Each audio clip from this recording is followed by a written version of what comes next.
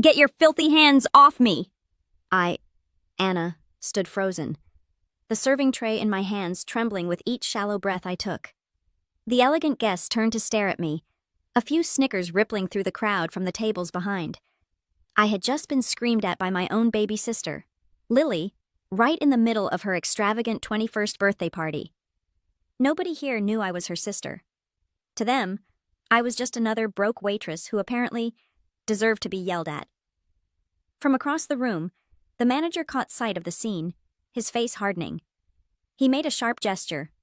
"Office, now." I remained rooted to the spot, completely numb, asking myself, how did everything fall apart like this? The crystal chandeliers above cast their golden glow on designer dresses and champagne glasses. Laughter echoed through the upscale restaurant, laughter that felt like knives against my skin. My uniform suddenly felt too tight, too cheap, too visible under all those judgmental stares. Lily had already turned away, flipping her golden curls over her shoulder as she leaned toward her friends, whispering something that made them all giggle. One of them glanced at me with undisguised contempt. My legs finally obeyed, carrying me toward the back hallway. Each step felt like walking through concrete. The tray rattled in my shaking hands until a coworker gently took it from me, giving me a pitying look that somehow made everything worse. 10 years. 10 years of sacrifice, of sending every spare dollar home, of working double shifts until my feet bled. 10 years of loving her from a distance. And this was how she saw me. Filthy. Someone to avoid. Someone to be ashamed of. Our parents died in a car accident when I was 19 and Lily was 12. The funeral was small. Just a few neighbors from our old German-American community in Milwaukee. Some distant relatives and us. I remember holding Lily's hand as they lowered the caskets, feeling her small body shake with sobs. I was sobbing too, but I had to be strong. I was all she had left.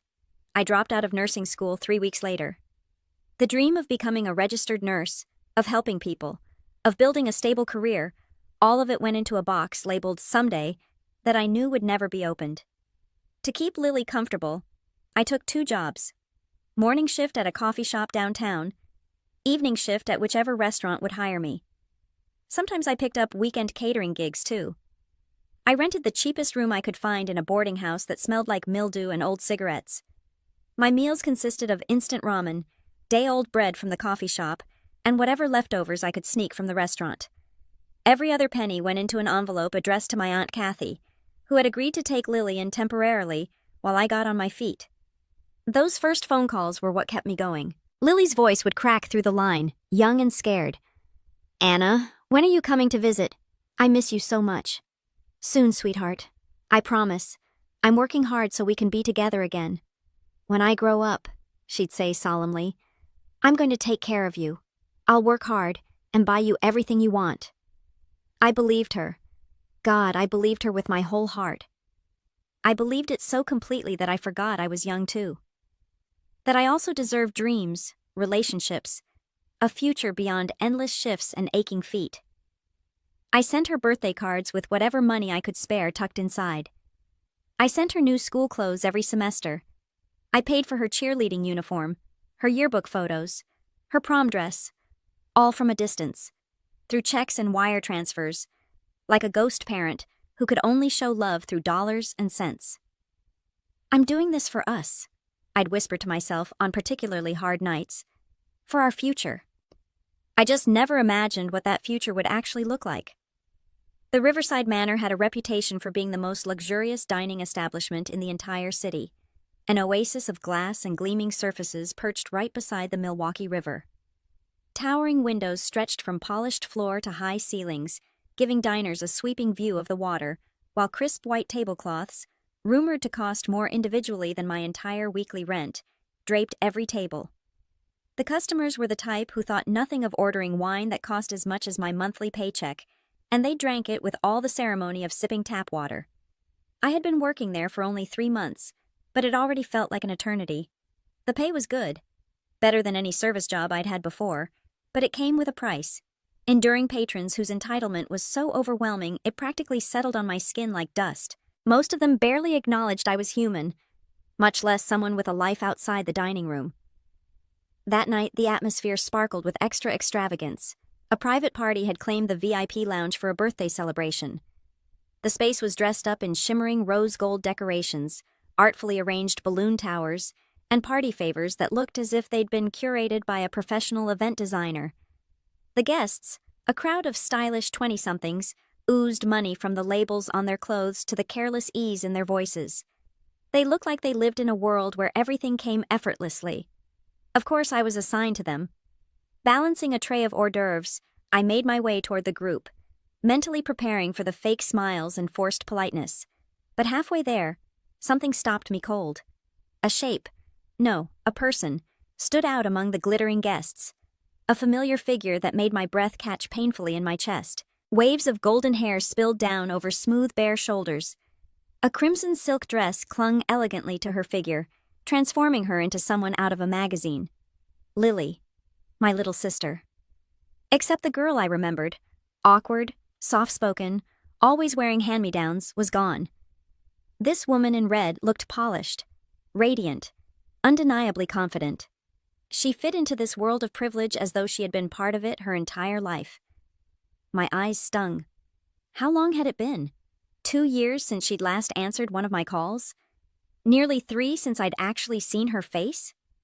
With trembling hands, I set down the tray on a side table and willed my legs to move. "Lily?" I breathed. The word felt brittle. "Lily, it's you, isn't it?" She glanced at me. For a fleeting heartbeat, recognition flashed across her features. Then it vanished, replaced by terror, then revulsion so sharp it might as well have cut me. "Oh my God, Lily!" The dam inside me broke. I stepped forward, arms open, chasing the reunion I'd longed for. "It's me, Anna. I've missed you so—" "What the hell?" She recoiled violently, her face contorted. "Get your filthy hands off me!" Her voice sliced through the music, silencing the entire room. Laughter erupted around her. A blonde friend leaned in dramatically. "Lily, do you know this homeless-looking waitress?" A guy lifted his phone, already filming. "Dude, she totally lunged at you." "Security!" Lily shrieked theatrically. "Someone remove this crazy woman." I froze. My arms hung uselessly in the air, my whole body numb. I had never felt so publicly, humiliatingly, discarded. "Anna," my manager's voice was tight. "My office, now." As I walked away, legs trembling, I heard Lily murmur loudly, "I don't know who that psycho is. Some people are unbelievable." Their laughter chased me all the way to the back. The manager's office was a cramped space that smelled like stale coffee and disappointment. Marcus stood behind his desk, arms crossed, his face set in that expression managers perfected, disappointed but unsurprised. "What the hell was that, Anna?" I tried to steady my voice. "I'm sorry. I saw my sister and I just—" "Your sister?" He barked out a laugh. "That's your excuse? You harassed a VIP customer because you think she's your sister?" "She is my sister. I raised her. I don't care if she's the Queen of England." Marcus slammed his hand on the desk. "This is a professional establishment. You do not, under any circumstances, approach customers like that. Do you understand how bad that looked? She could sue us. Her parents could sue us." "Her parents are dead," I said quietly. "I would know. I paid for their funeral." Something in my voice must have gotten through because Marcus paused, studying my face. For a moment, I thought he might actually listen. Then he sighed. "Look, Anna, I don't know what your situation is, and frankly, it's not my problem. What I do know is that you created a scene that embarrassed a high-paying customer. I'm moving you to lunch shifts for the next 2 weeks. No evening VIP service. Your tips will reflect that." Lunch shifts meant elderly folks splitting early bird specials and office workers on tight budgets. It meant my income would be cut by more than half. "Please, I need those evening shifts. I can't afford—" "You should have thought about that before you decided to have a family reunion in the middle of service." He waved me toward the door. "We're done here. Get yourself together and finish your shift." I walked back out into the restaurant on autopilot. The party was still going, louder now with alcohol flowing freely. I caught glimpses of Lily through the doorway. She was laughing, dancing, perfectly fine, like nothing had happened, like I was nothing. My coworkers avoided eye contact. I heard whispers in the break room later. "Did you see that? So unprofessional." "I heard she's been acting weird lately." Apparently, she just grabbed some random customer. Only Sarah, the other evening waitress, approached me during our shift change. "Hey, you okay?" I almost broke down right there. That really was my sister. "I believe you," Sarah said softly. "But Anna, if she treats you like that in public, maybe she's not worth breaking yourself over." I wanted to argue, to explain how Lily was just scared, just protecting her image, just what? Just completely willing to humiliate me to maintain her lie? That night, I cried in the shower of my tiny apartment until the water ran cold. 10 years of sacrifice, 10 years of love, and in one moment, she'd made me feel like I was nothing but dirt beneath her expensive shoes. The worst part? A small voice in my head whispered that maybe she was right. I didn't learn about Lily's downfall until weeks later, when it was already complete. But I would piece together what happened through fragments. A mutual acquaintance here, a social media post there, and eventually from Lily herself. The video went viral within the friend group. The guy who recorded it, Tyler, I later learned, sent it to their private group chat with the caption, "When waitresses attack." At first, it seemed like a funny story. Lily played along, calling me crazy, saying I must have mistaken her for someone else. Her friends ate it up, treating her like a celebrity survivor of a bizarre encounter. But then someone started asking questions. "Wait, she called you by name, though?" "Yeah, and she seemed really emotional, like she actually knew you." "Lily, that was weird. Why would some random waitress cry over you like that?" The cracks started forming. Lily deflected, changed subjects, tried to move on. But the doubt had been planted. Then came the financial problems. Lily had been living in a trendy downtown loft, around $1,800 a month, which she'd been covering with the money I sent plus liberal use of credit cards she'd somehow acquired. She'd told her friends her parents had left her a trust fund, that she was taking a gap year before starting at some prestigious university. All lies built on my paycheck. When the landlord's notices started coming, 2 months overdue on rent, Lily panicked. She tried calling me, but I'd blocked her number after that night. She asked her friends for loans. "Oh, can't you just ask your parents for more money? Or pull from your trust fund?" She made excuses, said the money was tied up, said there was a problem with her account. But wealthy kids know what wealth looks like, and her increasingly desperate attempts to borrow money didn't fit the image she'd created. They started excluding her, first from the smaller hangouts, then from the group chat, then from everything. The loft's management company didn't care about her social problems. They wanted money or they wanted her out. When she couldn't produce either, they gave her 10 days' notice. Her credit cards maxed out. The friends who she'd treated to countless brunches and shopping trips suddenly never answered their phones. The boyfriend who'd held her while she played victim that night? He broke up with her via text. "This is too much drama for me." Lily found herself alone in an empty apartment with eviction papers, surrounded by designer clothes she'd bought on credit she couldn't pay back, with a phone full of contacts who wouldn't return her calls. She had no job, no money, no prospects, and no skills beyond looking good on Instagram. And she had exactly one person left in the world who might possibly help her, the sister she'd publicly humiliated and called filthy. I imagine it took her several days of sitting in that empty loft before she swallowed her pride enough to come find me. The knock came on a Tuesday evening. I'd just gotten home from a double shift, my feet screaming in pain, ready to collapse into bed. When I opened the door, Lily stood there with 2 suitcases and eyes red from crying. We stared at each other for a long moment. She looked smaller somehow, despite being 3 inches taller than me now. Her designer outfit was wrinkled, her hair unwashed. The girl who'd screamed at me in that restaurant looked like a shadow of herself. Her voice cracked. "I don't have anywhere else to go." Every instinct screamed at me to slam the door, to let her feel the rejection she'd served me. But I thought of our parents, of 12-year-old Lily clutching my hand at their funeral, and I stepped aside. "Come in, but we need to talk." My apartment was a studio, one room serving as bedroom, living room, and kitchen. She looked around at the worn furniture, the water-stained ceiling, the life I'd been living while funding her luxury. Lily sat on the edge of my sagging couch, hands twisted in her lap. I'm so sorry, Anna." "Sorry for what, exactly?" I remained standing, arms crossed. "Sorry for screaming at me? Sorry for calling me filthy? Sorry for pretending you didn't know me while your friends laughed? Which part are you sorry for, Lily?" She flinched at each question. All of it. Everything. I was awful. Why? The question burst out of me. Why did you do it? Do you know what that felt like? To see you after all these years, to be so happy, and then to have you... My voice broke. I was scared. Lily's words tumbled out in a rush. I told everyone my parents left me money, that I was from a wealthy family. If they found out I had a sister working as a waitress, if they knew where I really came from, they would have dropped me immediately. I'd worked so hard to fit into that world.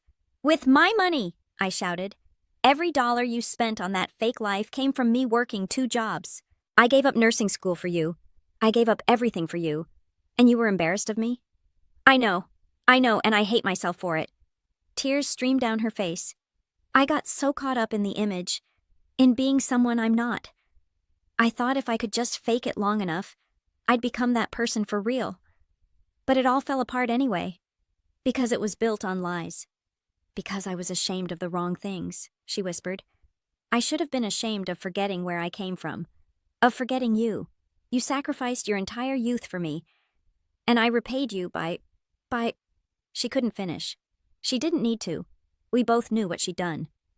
The silence stretched between us, heavy with years of misunderstanding and hurt. Finally, I sat down beside her. You can stay, but things are going to be different now. That first night, Lily slept on my couch. I gave her a spare blanket and pillow, both worn thin from years of use. I heard her crying softly after I turned off the lights, but I didn't comfort her. Some lessons needed tears. The next morning I woke her up at 6 a.m. Get up, we're going job hunting. She blinked at me groggily. Now? But I thought... You thought what? That you just stay here rent-free while I continue working myself to death? I kept my voice level but firm. No. If you're staying here, you're contributing. You're going to get a job, learn how to budget, and understand what it actually means to work for a living. But I don't have any experience. Neither did I when I was 19 and suddenly responsible for both of us. I tossed her some clothes, plain jeans and a simple shirt. Welcome to the real world, Lily. It's not as pretty as Instagram, but it's honest. We spent the day walking from business to business. I'd printed out her resume the night before, a tragically thin document that listed her high school education and nothing else.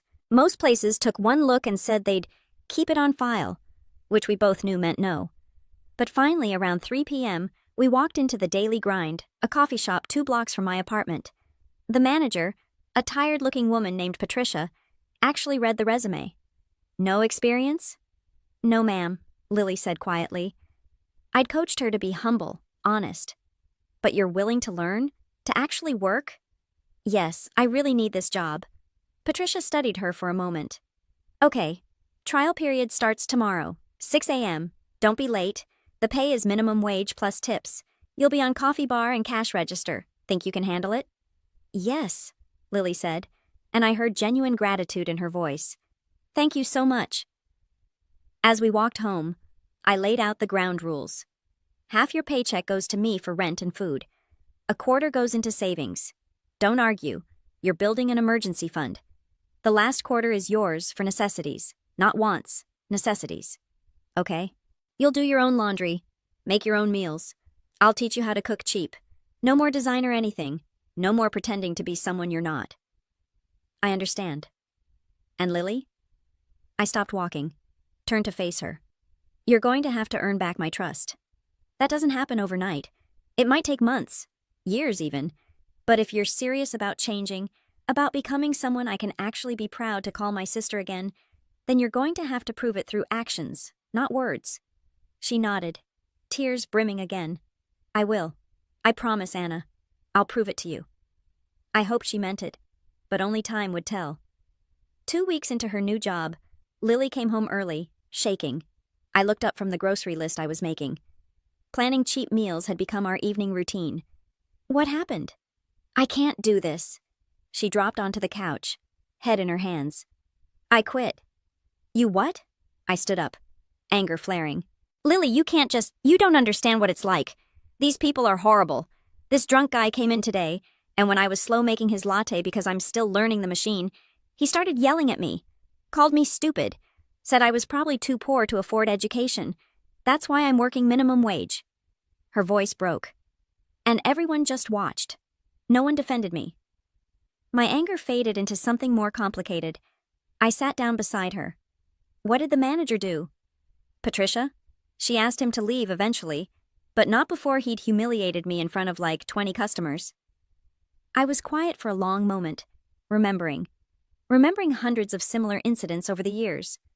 The drunk customers, the ones who snapped fingers at me like I was a dog, the ones who grabbed, who insulted, who made me feel like less than human. Do you want to know how many times that happened to me?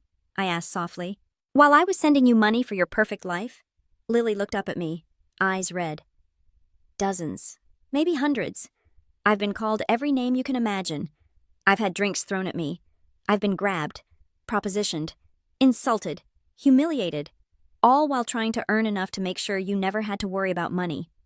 Anna, that drunk man who yelled at you today, I dealt with someone like him every single week, sometimes every single day. And you know what I did?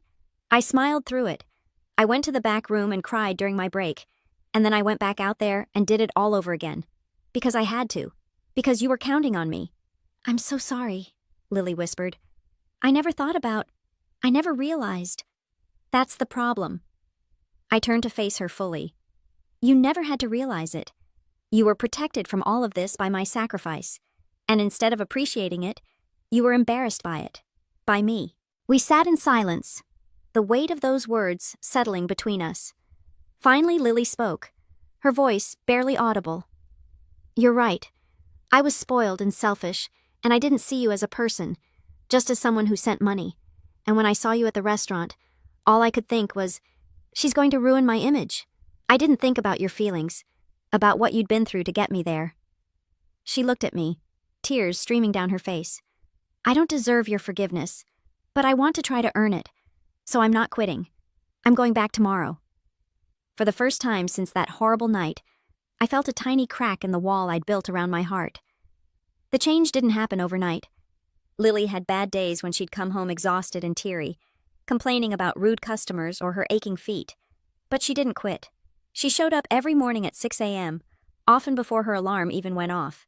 I watched her transform slowly. The designer clothes were sold on consignment apps. She needed practical work clothes anyway. Her manicured nails grew out and stayed natural because salon visits weren't in the budget. The girl who'd once posted 5 times a day on Instagram barely touched her phone anymore. 3 months in, she got her first real paycheck after a holiday rush. Instead of spending it, she came home with a small wrapped box. What's this? I asked, suspicious of any unnecessary expenses. Open it. Inside was a pair of work shoes. Good ones, with proper arch support. The kind I'd been putting off buying because my old ones still had a few months left in them, even though they hurt my feet. Lily, you can't afford— I saved my tip money, she interrupted. I've been watching you limp home every night. Your shoes are falling apart, Anna. Let me do this. Please. I stared at the shoes, then at my sister. This girl who'd once spent hundreds on designer heels was giving me practical work shoes bought with money she'd earned herself. I couldn't help it. I started crying. Thank you, I managed to say. 6 months after she moved in, I came home to find our tiny apartment transformed. Lily had cleaned everything, reorganized our cramped space to be more functional, and somehow managed to make dinner. Nothing fancy, just spaghetti with sauce from a jar and a bagged salad. But she'd set the table with a folded paper towel as a napkin and even found a candle somewhere. On my plate was a handwritten note on the back of an old receipt. Thank you for not giving up on me. I'm sorry I ever gave you a reason to. I love you, and I'm going to spend the rest of my life proving that I'm worth your sacrifice. Lily. I sat down heavily, the note shaking in my hands. Lily appeared from the kitchen area, nervous. Is it okay? I know it's not much, but I wanted to— I stood up and hugged her. Really hugged her, for the first time since that night at the restaurant. She froze for a moment, then wrapped her arms around me, and we both cried into each other's shoulders. I'm proud of you, I whispered. Mom and Dad would be proud of you too. She sobbed harder at that. We're going to be okay, I told her. Told us both. It won't be easy, and we still have a long way to go, but we're going to be okay. And for the first time in years, I actually believed it. 1 year later, our lives looked completely different. I'd been promoted to shift supervisor at the restaurant. which came with a raise and more stable hours. I was even taking one online nursing course, just one, because that's all I could afford. But it was a start, a tiny step toward the dream I'd buried. Lily had become Patricia's most reliable employee. She'd been promoted to assistant manager of the morning shift, training new hires and handling inventory. She was even taking night classes at the community college, studying business management. We'd moved into a one-bedroom apartment, still small, still modest, but it had a separate bedroom for Lily and didn't smell like mildew. We'd furnished it with secondhand finds and things we'd saved up for together. It wasn't much, but it was ours, built on honest work and mutual respect. On the anniversary of that horrible night at the restaurant, Lily asked if we could talk. We sat on our worn but comfortable couch, coffee mugs in hand, a Saturday morning ritual we'd developed. "I've been thinking about that night a lot," she said. "About what I said to you." "Lily, we don't need to—" "Yes, we do." She turned to face me. "I called you filthy. I treated you like you were nothing. And you know what's insane? You were the cleanest person in that room, not because of your clothes or your job, but because everything you did came from love. Real love. While I was building a life on lies and pretension and caring more about appearances than people." She took a shaky breath. "I'm not that person anymore. Or at least, I'm trying not to be. And if I ever start slipping back into that shallow materialistic mindset, I want you to call me out. Hard." "I will," I promised. "But Lily, I'm proud of who you've become, who you're still becoming." "We're both becoming," she corrected. "You're taking nursing classes again. You're building toward your dream. I'm so happy for you." I smiled. "It's slow, really slow, but it's happening. That's all that matters. Progress, not perfection." Later that evening, as I was getting ready for my shift, I thought about everything that had happened. About the girl I'd been, working herself to exhaustion, losing herself in sacrifice, believing that love meant accepting any treatment. I used to think I was just a dirty waitress in Lily's eyes, someone to be ashamed of, someone whose calloused hands and tired eyes represented everything she wanted to escape. But I've learned that people only see dirt when they can't see the love underneath. My rough hands built a bridge that kept Lily fed, educated, alive. Those hands might have served food and scrubbed tables, but they were never dirty. They were marked by love, even when that love wasn't recognized. Family isn't perfect. We hurt each other. We disappoint each other. We sometimes say and do terrible things. But if we're still willing to change for each other, to grow together, to choose love over pride, then there's always hope. And hope, I've learned, is worth more than any designer dress or fancy restaurant. Hope is what keeps us human, what keeps us connected, what reminds us that we're worth fighting for, both ourselves and the people we love. As I headed out the door for my shift, Lily called out, "Anna, I love you, and thank you for everything." "I love you too," I called back. "Now don't forget to study for your exam." Her laugh followed me down the stairs, warm and genuine. We still had struggles ahead, financial pressures, old wounds that occasionally reopened, the long road of rebuilding trust. But we were walking that road together now, honestly, as real sisters finally seeing each other clearly, and that made all the difference.